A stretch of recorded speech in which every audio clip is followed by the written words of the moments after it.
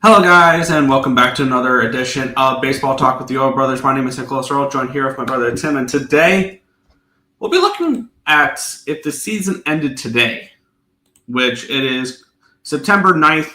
The games have not started yet, 6 o'clock by the time of recording here for us. So none of the games have started yet today. It is September 9th. We have, I want to say, 18 games left, 18 or 19, depending on who you are, games left in the season.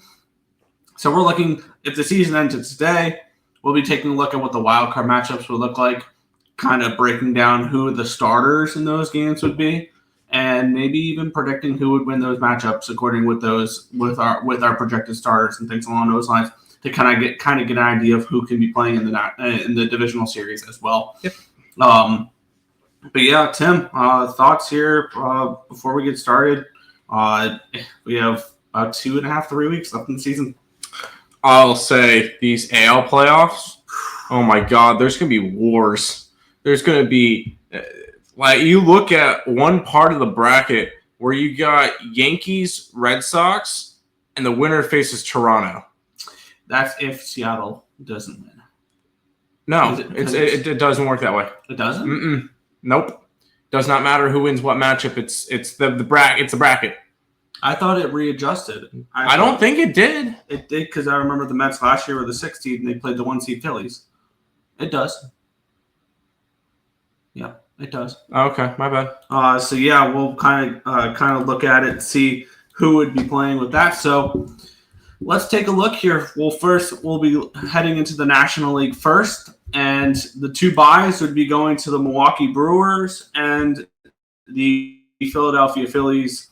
These have been primarily the two best teams in the National League almost all season long, or at least for the last few months. The Brewers really took off at one point there.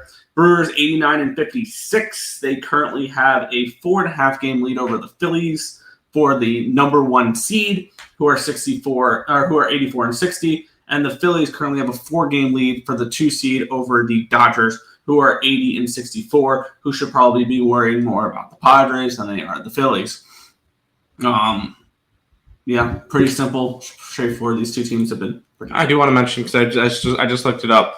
The winner of the Brewers series will face the winner of 4-5. The winner of the Phillies series will face the winner of 3-6. Oh, so they switched it this year. No, it was the same thing last year. The Mets were the 6, the Phillies were the 2. That's right. Dodgers were 1. So that's why the winner of 3-6 plays the 2. Okay. Yeah. Sorry, I have it up here of the playoff picture, and I can actually pull it up real quick just to confirm it, because I mean this is important. Yep, my bad. I forgot the Phillies were the 2 seed. This is the current bracket, and then we've got all of the wild card, NL1 versus NL4-5. Okay, my bad. You're good. I just wanted to make sure we got that right. We're good. Yep. So those 2 teams would be getting the byes. And Phillies need that bye. Like, that's going to be very, very important to the Phillies. Yeah, because it mattered a lot for them last year as well. No, hold on. Can I mention why? Yeah. Look at your injuries. Of course. You got Alec Boehm on the IL. You've got Turner now on the IL. That extra rest is going to really benefit the Phillies. Yeah. But let's get into the wild card matchups, and we'll start here in the National League, 3 versus 6. The winner gets the Phillies in the second round, and it would be the 3 seed Dodgers hosting the 6 seed Mets. The Mets at the moment are 76-68. The Dodgers are 80-64. 4 games separates these two teams. Feels like a lot more that should, especially with the way the Mets have been playing as of late, should be separating these two teams, but it isn't. And the Mets 31-41 on the road. The Dodgers are 46-26 at home. So major advantage for the Dodgers to have the home field advantage in the playoffs, because they are one of the better teams there at Dodger Stadium. I have game 1 would be David Peterson taking on Yoshinobu Yamamoto. Yamamoto has been one of the best pitchers in baseball this year. Potentially can back into some top 5 Cy Young votes. He had 8 2/3 of no-hit baseball against the Orioles. They lost that game. Yes, they did, and they are the only team to have, I believe, have a no-hitter going 8 2/3 and lose that game. I disagree. Oh, exactly 8 2/3. Okay, because I was about to say the Pittsburgh Pirates lost a game that they threw a no-hitter 1-0 to the Reds a couple of years ago. So I was about to say I've heard teams lose no-hitters before, but I got you. But yeah, and then I have game 2 would be Nolan McLean taking on Blake Snell. Game 3, Sean Manaea versus Tyler Glasnow. Could also be Kodai Senga. Could also be Jonah Tong. Could also be. I like Clay Holmes for game 3. Holmes. I like a piggyback of Clay Holmes and Sean Manaea. I think they can go bullpen game. That's what I mean. Like Sean Manaea for the first 3 innings, then Clay Holmes for 3 to 4 innings, then send it to your bullpen. That kind of deal. But you got to make it there first. Regardless, the Dodgers are winning the series. Although David Peterson has good numbers versus the Dodgers, and the Dodgers have yet to see Nolan McLean. Yeah. So that element of surprise could be interesting. The Mets have seen Yamamoto. The Mets have seen Snell. They've seen Glasnow. They haven't hit against them. I think the Mets had 1 good game against Yamamoto. But other than that, they haven't hit against them. But when it comes to it, I think that's a very even series. And it's just which offense is going to come out. And right now, the better hitting offense, especially you look at having to face Glasnow and Yamamoto, the Mets are the number 1 offense WRC plus versus right-handed pitching. So, yeah. So this is going to be this is a 3-game series right here. Not a lot of wildcard series go 3 games. That was the one thing that we have. I'll make the bold take. I think all of these can go 3 games. Well, yeah, I can very well see that. I think the Dodgers take care of business in this series. I don't know how the Mets compete with the state that they are in right now. Yeah, we'll see. We'll move on. We have one more series to go over for the National League, and then we'll talk about the American League. This is an interesting one. The 4-seed Cubs would host the 5-seed Padres. The Cubs are 81 and 63. They would be leading the National League West right now, by the way. Yes, they would. And the Padres are 79 and 65. They're separated by 2 games. So the Cubs, Dodgers, and Padres are separated by 2 games. Yes. Because the Dodgers would slot right in between them. For this series, it's kind of interesting. I'm not a fan of what the Cubs have to offer. I'm not either. Shota Imanaga would go game 1 versus Nick Pivetta. Michael King would go game 1 versus Cade Horton.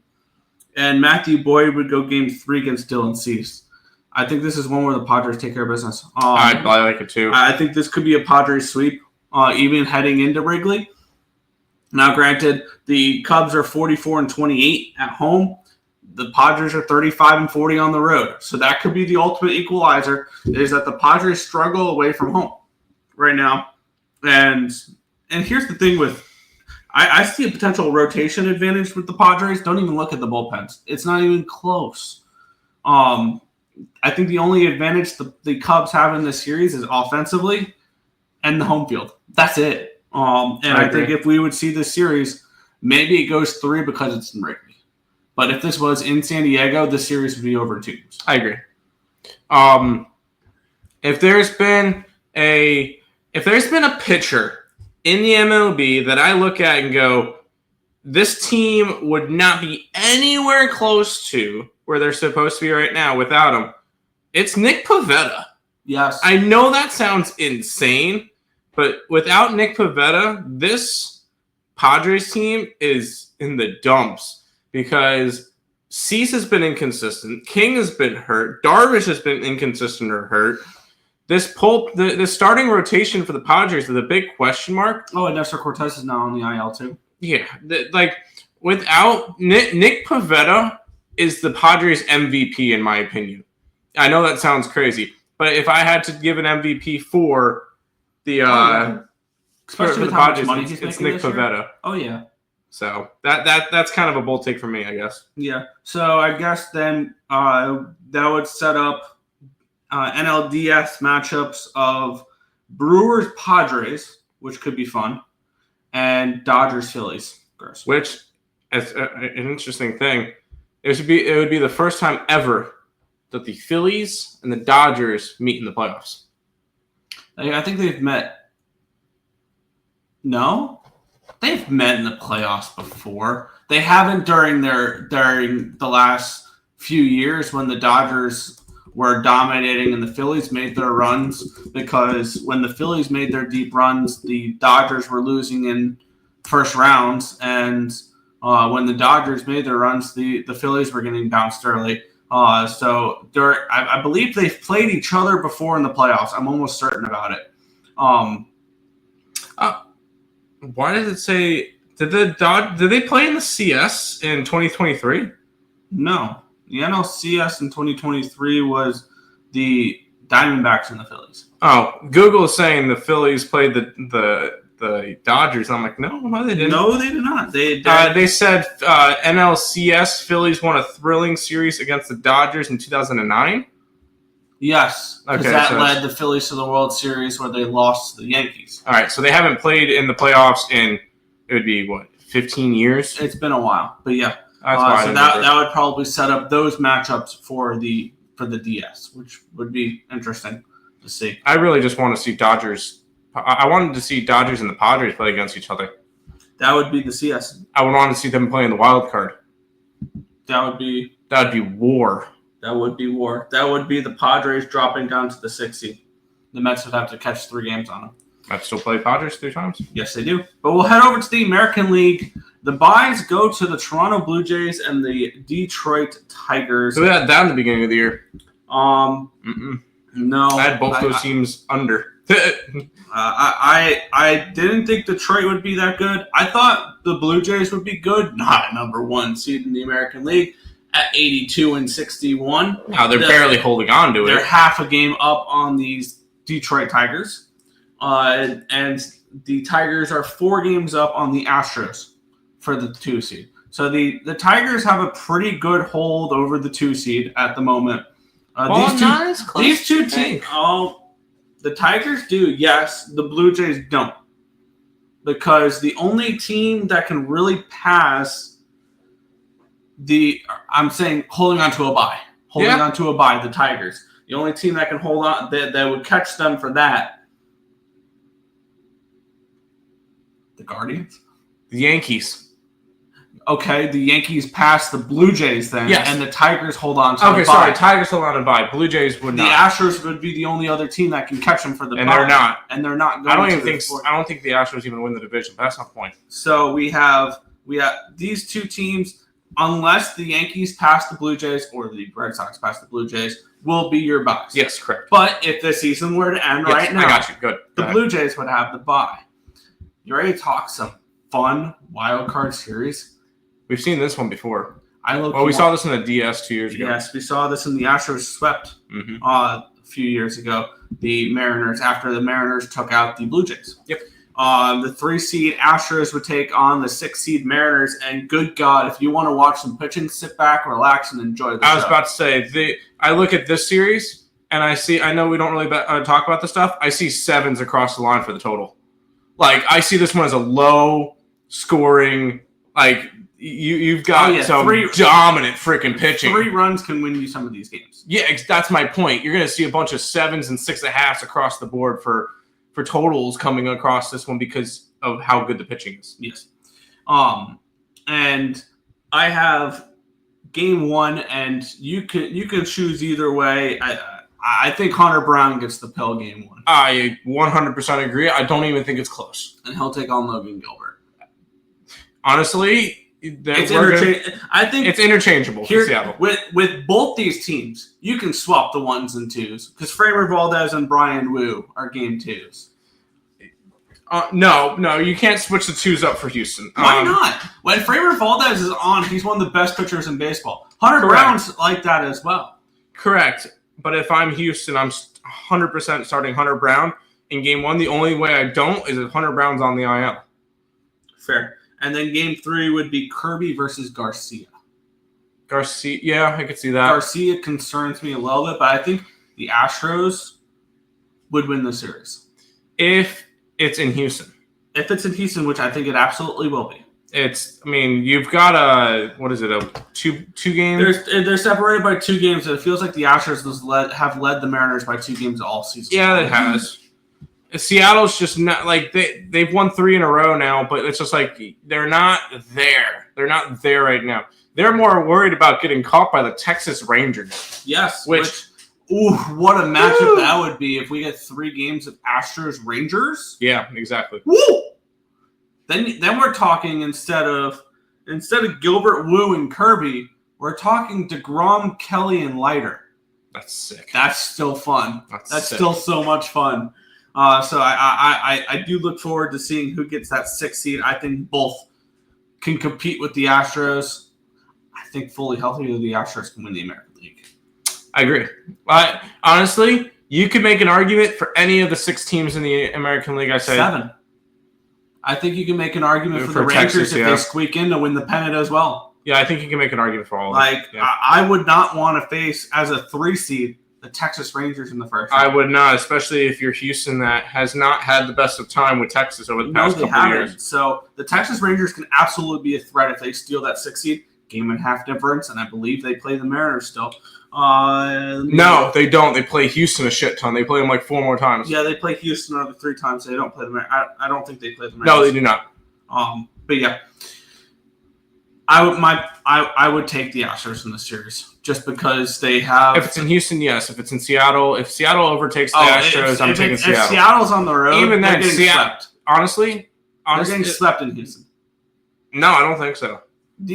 Have you seen what the Mariners have done on the road this year? 34-41. Here's the deal. Here's how this series is going to go. If it's in Houston, it's either Houston in 2, and it's a 2-0 and 3-1 type series, or it's going to be Seattle in 3, and it's going to be more offense. Like, that's how I could see it. I think in order for Seattle to win, they're going to have to be over games.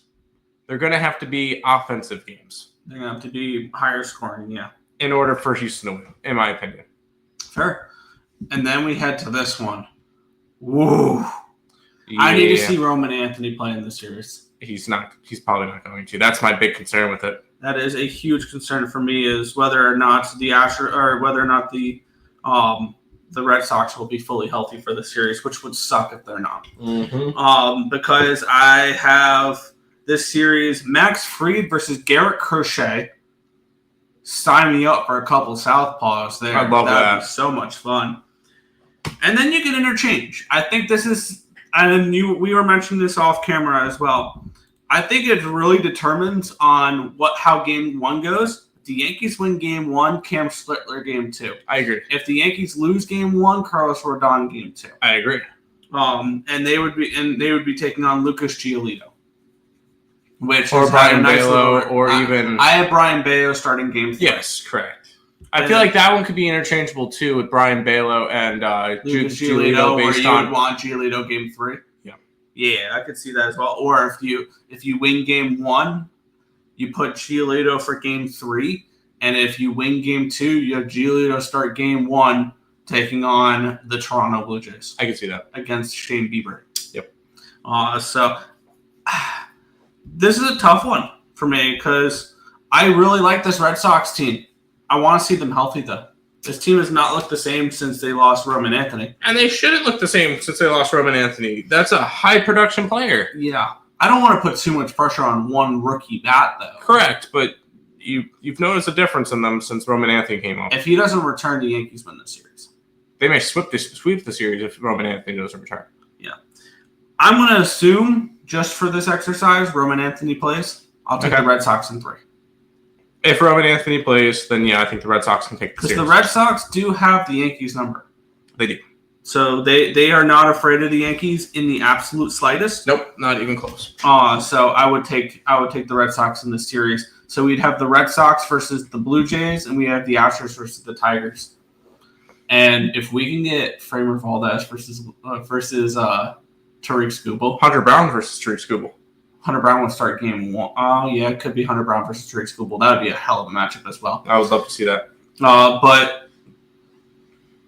any teams that are like sleeper teams that are not the obvious teams that we think could make a deep run. Can you really say any of these are sleeper teams? No. So what do you ask me to pick a wild card team? Yeah, that's a good like point. that's. I guess Texas Rangers would be the only decent answer for that, and they're not even in a playoff spot. So who knows? But just wanted to do a little thought exercise on if the playoffs were to start today. How would they look? So if you guys enjoyed this content, be sure to hit that thumbs up button and subscribe to the channel. Turn on post notifications so you guys are notified each and every time we come out with the video here at Baseball Talk with your brothers. Anything you want to mention before we head on out, Tim? I'm good. All right. That's going to do it for this one. We'll catch you guys in the next one. Peace out.